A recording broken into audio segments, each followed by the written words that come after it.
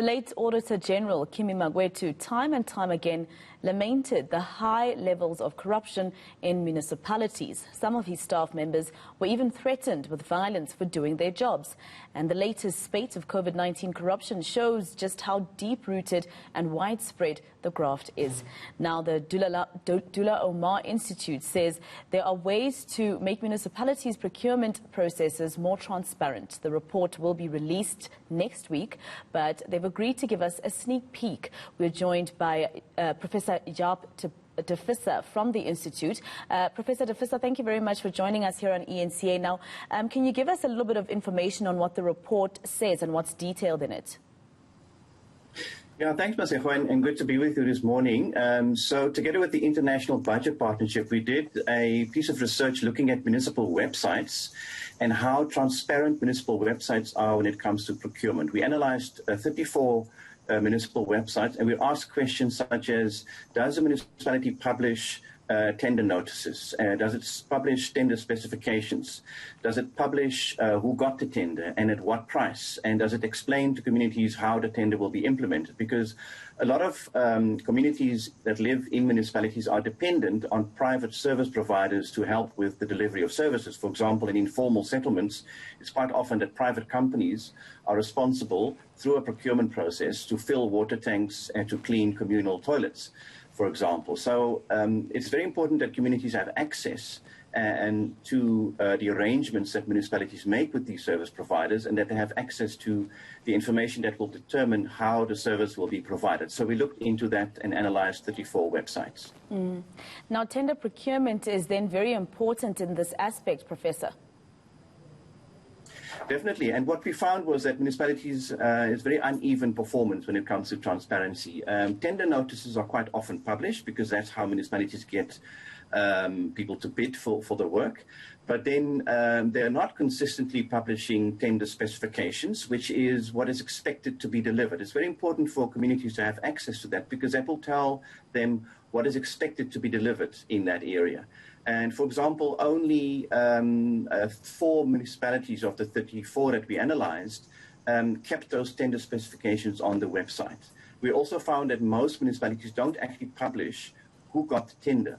And many municipalities don't publish what is the price of the tender that was awarded. So there's a lot of information that stays between the municipality and the prospective bidders and the successful bidder, but do not actually make it into the public domain. And we argue that there's a lot of room for improvement there.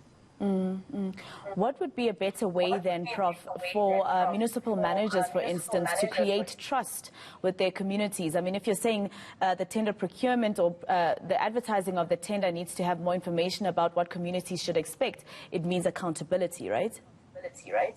Absolutely. It's very important what you're mentioning because we argue that even if the tender procedure is above board, everything is done according to the book and it's all fair and it's all perfectly done, communities will still be distrustful because they don't know how this happened. And why not be transparent about the procedures that you follow so that you build trust in your community? And furthermore, it's very important for communities to be able to assist the municipality to hold the service provider to account. For example, this company is appointed to fill communal water tanks or to clean communal toilets, and they must do it twice a week. That's the contract.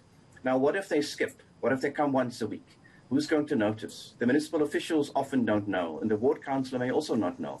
But the communities on the ground, maybe assisted by a CBO that works in that area, they will know. But if they don't have access to the information that actually spells out the arrangement, they don't know what was actually expected to be delivered. So it's important that this information is put in the public domain so that communities can assist the municipality to actually achieve good governance and better service delivery. So more transparency then. And next year we take to the polls in our different municipalities. How important are municipal elections and how much more should South Africans take them seriously?